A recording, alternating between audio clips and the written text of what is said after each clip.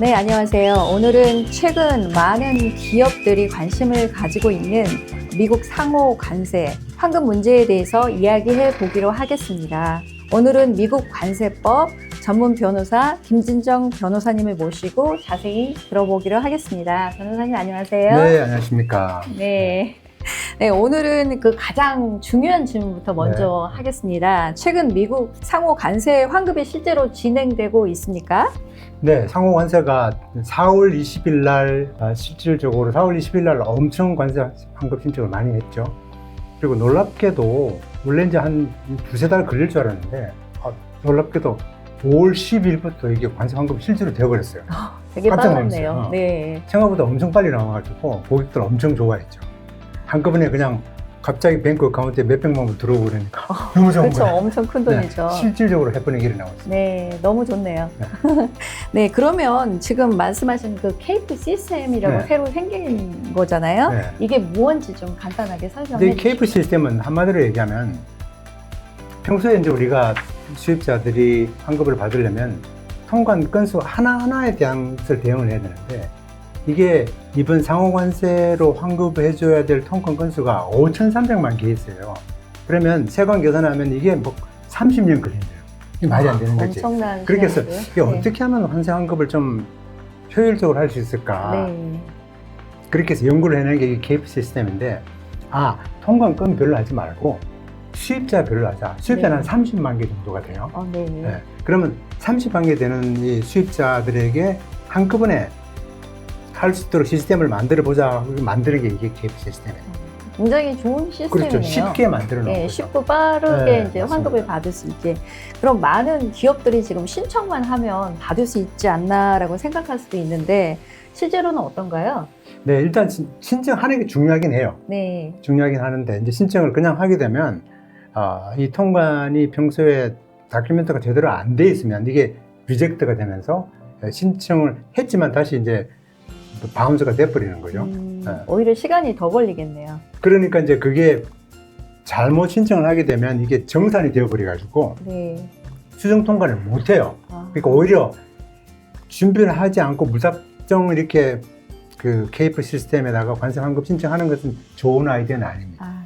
그러면 구체적으로 그 방금 말씀하신 오류들은 어떤 것들이 있나요? 예를 들면 이제 어저께 어떤 한 분이랑 이제 미팅을 하게 됐는데 그분이 관세 환급을 신청을 하면서 보니까 여러 통관사를 사용했어요. 근데 이제 누가 잘한 사람인지 알겠다고 그러더라고요. 왜냐하면 네. 이제 평소에 통관 수료를 잘못한 데서는 이게 안 되니까 리젝트가 되니까 이제 뭐 평소 실력이 나타난다고 얘기할 수 있는 거죠. 그렇게 해서 이제 이 통관상의 오류가 있는 거 아니면 1차 환급에 포함되지 않는 그런 통관건들 그리고 예를 들면 정산이 확정되지 않은 것들 이게 무슨 말인지 좀 모를 수 있는데 나중에 좀 설명할 기회가 있으면 제가 설명을 드릴게요. 네네. 그런 다음에 예를 들면 반등등이라든지 조금은 평소와 다른 통관건들은 1차 환급에서 포함되지 않았어요. 이런 것들이 상당한 표준이 있는데 이걸 2차 환급에서 해주겠다 그러는데 그건 또 가봐야 알지. 네, 네, 맞습니다. 그러면은 환급 신청 전에 반드시 통관 내역을 전부 검토를 그렇죠. 해야 한다는 그게 말씀이시네요. 중요합니다. 그렇군요. 오케이. 그러면은 현재 그 케이프에서 케이프가 지금 1차하고 2차가 있다라고 하셨어요. 그럼 1차에서 지금 환급 가능한 그 대상은 어떤? 이제 일단 범위가 네.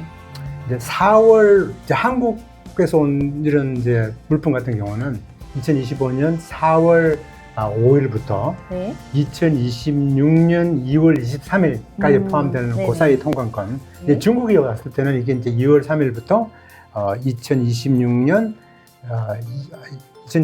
2월 23일까지 그 한 1년 정도. 중국이 한 2달 더 많아요. 네, 중국에 2달 더 많은데 요 사이에 통관된 건들 중에서 네. 정산이 되지 않은 것, 관세 확정이 되지 않은 것, 그런 통관권 플러스 그리고 정산이 됐다 하더라도 80일이 지나지 않은 건들에 대해서는 1차 환급 대상에 포함됩니다. 그럼 꽤 많을 것 그렇죠. 같아요. 상당한 포션이라고 볼 수가 있죠. 굉장히 많을 것 같습니다. 그러면은 아까 지금 계속 말씀하시는 그 리퀴데이션, 다시 말하면 정산이라는 개념이 굉장히 중요할 것 같아요. 네. 지금 정산이라고 계속 말씀을 하셨는데 네. 이 정산에 대해서 쉽게 설명을 좀 근데 해주세요. 이 정산이라는 걸 좀 이해할 필요가 있는 게 네. 정산은 통관 당시에 수입 신고를 하고 관세를 내요. 네. 관세를 낼 때 그때 내는 관세를 우리가 일종의 추정 관세라고 볼 수 있어요. 네.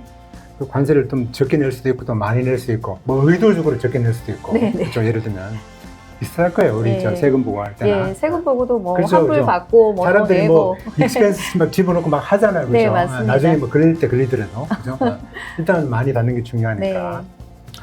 자, 그렇게 했을 때 이제 조마조마하면서 기다린단 말이에요. 네. 근데 여기에 한 314일쯤 되면 세관에서 야 됐어라고 이렇게 파이널라이제이션 즉 정산을 해줘요. 네네. 그러면 이제 세관에서 더 이상 이 케이스가 끝났다고 보는 거죠. 네. 이게 정산이라는 것인데 아, 여기 이제 네. 리퀴데이션이라고 그러죠. 네. 그래서 요 정산되기 전에는 관세 확정이 안 됐다는 거니까 쉽게 바꿀 수가 있는 거죠. 그럼 기간이 굉장히 중요하겠네요. 그래서 굉장히 중요하죠. 네, 그 기간들이 정상 기간, 음. 그런 시간 자체가 핵심이고요. 지금 시간이 굉장히 지금은요. 중요하죠. 예. 그렇다면 그 케이프 대상이 아닌 것들도 있잖아요. 그 아닌 것들도 꽤 많죠. 네. 네. 어떤 거가 아닐까요? 예를 들면 일단 세관 시스템상에서 정산 자체가 불투명한 게 있어요. 상당한 통관권들이. 왜냐하면 좀 애매하다 그럴 때는 세관에서 이 정산을 그냥 진행시키지 않아요. 이런 것들. 그런 다음에 정산을 근본적으로 자기 마음대로 할 수 없는 것들이 있어요. 예를 들면 상무성의 결정을 기다려야 되는 것들. 예를 들면 뭐 반덤핑이라든지 또 다양한 방법의 이런 이제 특수한 통관들. 또 어떤 경우는요, 예를 들면 페덱스 같은 그런 시프먼트는 네. 물품이 들어오자마자 바로 정산이 돼버려요. 네. 소액 통관은. 네, 그래서 다양한 경우가 있는데 근데 그런 것들은 1차 환급에 포함되지 않습니다. 아, 그러면 그런 것들에 대해서는 이제 페이지 2, 그러니까 그렇죠, 2차에 2차 다시 환급. 정산을 네. 할 수 있다. 그리고 거기에 대해서는 확실하지 않다. 이제 2차 기다려봐야 환급, 된다. 네. 이번에 이제 그 1차 환급에 대한 보고를 그 연방 법정에다가 이 CBP에서 하면서 네. 2차 환급에 대한 얘기는 기한을 두지 않았어요. 아, 그 얘기는 모르겠습니다. 뭐 트럼프 대통령이 굉장히 불편해하고 얘기가 있는 것 같은데 언제 2차 환급에 대한 얘기를 해줄지는 모르겠어요. 스케줄이 나오지는 않았어요. 근데 일단은 기다리고는 있어야 되겠네요. 그렇죠. 뭐 네. 기다릴 수밖에 없죠. 네. 된다라고 보고 기다리는 게 그렇죠. 마음으로서 좀 편리할 것 같습니다. 네, 한국 기업들이 미국에 많이 수출을 했잖아요. 네. 그 기업들이 좀 주의해야 될 부분이 있을까요? 한국 기업, 한국 수출자의 입장에서 볼 때는 이게 이제 DDP 시먼트가 있을 경우 예를 들면 한국 수출 회사가 미국의 수입자가 돼가지고 관세를 납부했을 때, 네. 그럴 때 관세 환급 받는 경우는 좀 평소 미국에 있는 수입자가 관세 받는 것보다는 조금 더 복잡해요. 아, 네네. 왜냐하면 이제 이게 미국 관세 환급이 미국 이 재무부에서 최종적으로 관세 환급될 그 금액을 ACH로 보내주는데 송금을 하는데 네. 미국 내에 구자가 없을 경우에는 제3자를 지정을 해야 돼요. 지정하는 게 여기에 생각보다 좀 만만치가 않아요. 그러면 그 3자도 특정한 퀄리피케이션이 돼야 되고 그리고 그 평소에 통관했던 그 정보가 이 새롭게 지정한 이 제3자 회사와 링크를 시켜줘야 되는데 이게 좀 만만치가 않아요. 이게 수정 통관이라는 것을 해야 되기 때문에 수정 통관. 그러니까 이게 좀 만만치가 않아요. 그런데 혹시 그런 옵션은 없나요? 그 LCH가 아니라 과거처럼 나는 책으로 받겠다. 그게 가능하지 않습니까? 아니, 전혀 가능하지 않는 건 아니고요. 예외가 있어요. 가능하게 예외가 있습니다. 그러니까 돈을 받는 거는 가능한데 돈을 받는 구자가 있어야 된다. 늦게 받겠죠. 늦다. 시간이 걸린다. 그래서 변호사들이 소송을 이렇게 해두는 이유가 뭐냐면 나중에 공소시효가 있어요. 네. 관세 환급을 받아야 될 날짜에 2년이 지나버리면 그러면 이제 없어지는 거예요. 그래서 이제 그 공소시효를 확보하기 위해서 일단 수입자의 이름만 가지고 통관권하고 관계없이 일단 소송을 걸어놔요. 나중에 혹시나 페이지 2에도 안 나오고 계속 뭘 잘못해갖고 미싱을 한 통관권이 나올 거잖아요. 그럼 이게 트럼프 행정부 때 안 주면 그 다음 행정부로 넘어갈 수도 있어요. 그럼 또 법이 바뀔 수도 상당한 포션이 다음 정권에도 넘어간다고 봐요. 그럴 경우에는 이제 일단 소송이 걸려 있어야지 나중에 최신을 할 수가 있는 거죠. 시효를 넘어가도 괜찮다는 맞습니다. 거죠. 소송을 그렇죠. 거는 한도에서. 아까 DDP 거래라고 잠깐 얘기를 하셨는데 이 거래에 대해서는? 이 DDP 거래라는 건 뭐냐면 우리가 보통 이제 물품을 미국 회사가 수입할 때는 FOB 가격으로 이제 미국 세관의 관세 기준은 FOB 가격인데요. 네. 근데 미국 수입자들이 관세를 내는 것이 굉장히 부담도 되고 머리 아프고 관세 요율도 막 조사도 받게 되니까 이게 좀 부담스러운 거예요. 그래서 지금 보면은 이걸 DDP로 하는 경우가 굉장히 좀 약간 출연되어 있었어요. 왜냐면은 관세를 올리든 말든 신경 안 쓰는 거죠. 내가 물품 가격을 조금 더 줄 테니 관세는 너네들이 다 알아서 해 라는 게 DDP 조건이에요. 그러면 수출자는 이제 수입자가 갑이니까 수출자가 수입자에 등록을 해가지고 관세를 내는 거죠. 납부를 하게 되는 거죠. 원래는 수입자가 수입을 하면서 관세를 내야 그래서 그게 되는데 원칙인데 지금은 DDP라는 거는 수출자가 관세를 부담을 하고 수입자는 편하게 그냥 그 수입한 금액에 대해서만 그렇죠, 페이를 이제 하는. 맞습니다. 예. 수출자가 법적인 수입자가 되는 거죠. 네. 그걸 미국 네네. 법에서는 가능해요. 네. 그 이제 그걸 포린 인포르라 그래가지고 네. 등록을 할 수가 있어요. 네, 레지스터를 하고. 그렇죠. 네, 네. 알겠습니다. 근데 그분들이 이제 관세 환급 받는 게 조금 복잡할 수 조금 있다는 더 복잡할 거죠. 수 있습니다. 네. 네, 알겠습니다.